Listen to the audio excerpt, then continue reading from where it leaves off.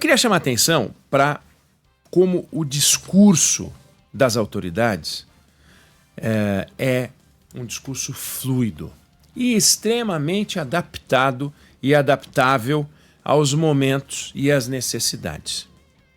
Então, quando você pega um governante e tenta avaliá-lo pelo discurso, se você fizer isso a ferro e fogo, você vai encontrar incoerência em tudo que eles dizem.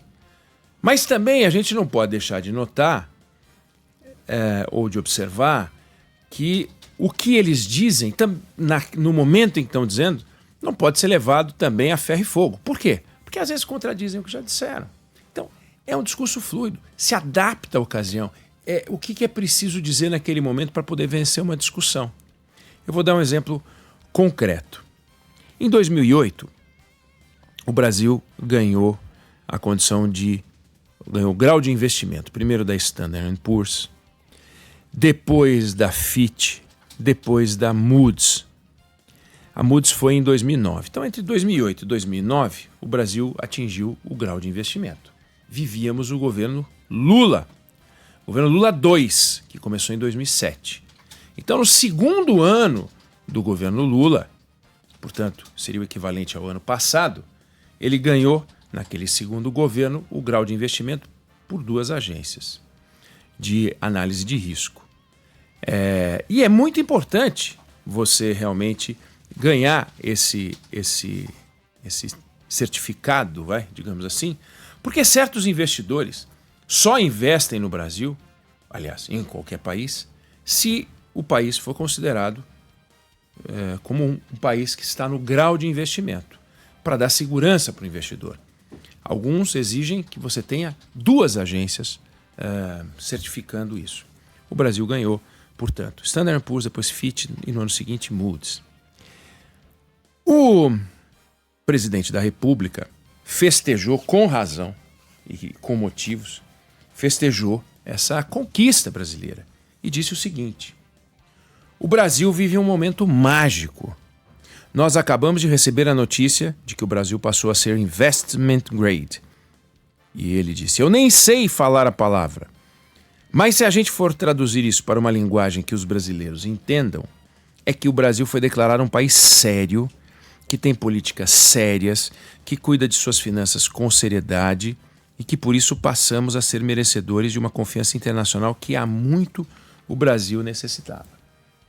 Ou seja, aconteceu no governo Lula II um reconhecimento do Brasil e uma elevação no grau de risco, ou redução no grau de risco, uma elevação no grau de investimento do Brasil para essa condição de grau de investimento. Ou seja, investidores podem entrar lá que a gente afiança.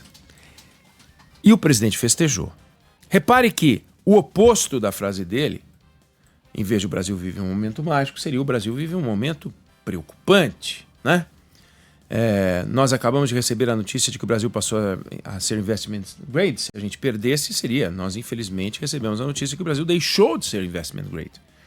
Eu não sei nem falar a palavra, mas se a gente for traduzir isso para uma linguagem que os brasileiros entendam, é que o Brasil foi declarado um país sério. Imagina o oposto. O Brasil foi declarado um país que não é sério, que tem políticas sérias, que tem políticas que não são sérias, que cuida de suas finanças com seriedade, que não cuida de suas finanças com seriedade, e que por isso passamos a ser merecedores de uma confiança internacional, e que por isso deixamos de ser merecedores de uma confiança internacional que há muito o Brasil necessitava.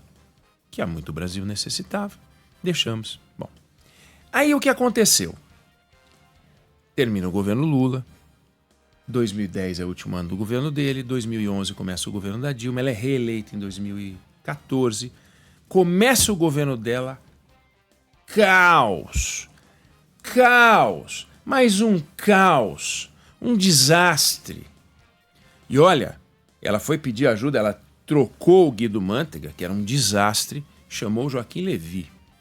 O que aconteceu em 2015? Em setembro daquele ano, tamanho era o desastre, a Standard & Poor's, que em 2008 foi a primeira a dar grau de investimento, foi também a primeira a tirar o grau de investimento do Brasil. Rebaixou a nota. Aí, mais alguns meses, outubro, novembro, 3 meses depois, veio a vez da Fitch, também rebaixou, tirou o grau de investimento. A gente passou a ter, portanto, duas agências tirando o grau de investimento. Aí já ferrou tudo. E aí os camaradas começam a tirar dinheiro daqui. Aí veio a Moody's em fevereiro do ano seguinte, que foi a terceira a nos dar o grau de investimento, foi a terceira a nos tirar o grau de investimento. Bom, no mesmo dia em que o Brasil perdeu o grau de investimento, em setembro daquele ano, a presidente Dilma convocou uma reunião de urgência para discutir a decisão da agência de classificação de risco, da Standard & Poor's, que tirou o grau de investimento. E o que a gente faz? E ela fez uma reunião, chamou os caras dela lá e tal. Naquele dia, o presidente Lula, então o ex-presidente Lula, estava num seminário na Argentina. E aí o que ele falou? Ele falou o seguinte: me assusta muito a visão de todos aqueles que, ao primeiro sintoma de uma crise, começam a falar em ajuste. Porque a Dilma começou a cobrar medidas de ajuste, de corte de gastos e também aumento de impostos. Exatamente o que a gente está vivendo hoje. Claro que não com aquela gravidade, 2015. Claro que a gente nem fala em recessão econômica, mas a discussão no governo era ajuste por aumento de impostos e algum corte de gastos. Me assusta muito a visão de todos aqueles que, ao primeiro sintoma de uma crise, começam a falar em ajuste. Ajuste significa corte de salários, corte de emprego, significa voltar ao patamar de miséria que vocês estavam para poder recuperar a economia. Todas as experiências de ajuste que foram feitas levaram os países à perda de postos de trabalho e tal. E aí, perguntaram o que significava o rebaixamento. Lembre-se que quando houve a concessão do grau de investimento, ele não tinha... Ele se encheu para dizer país sério, políticas sérias. Tal. Aí caiu. Ele falou o seguinte: o que significa o rebaixamento? Nada, ele disse. Não significa nada. Significa apenas que a gente não pode fazer o que eles querem. A gente tem que fazer o que a gente quer. Ou seja, quando a gente ganhou o grau de investimento, era o reconhecimento de um país sério com políticas sérias. Quando a gente perdeu o grau de reconhecimento, não significa nada. Você entendeu? Ou seja, ele ajustou o discurso para o momento próprio, tentando faturar em 2008 o grau de investimento e tentando minimizar em 2015 a perda do grau de investimento.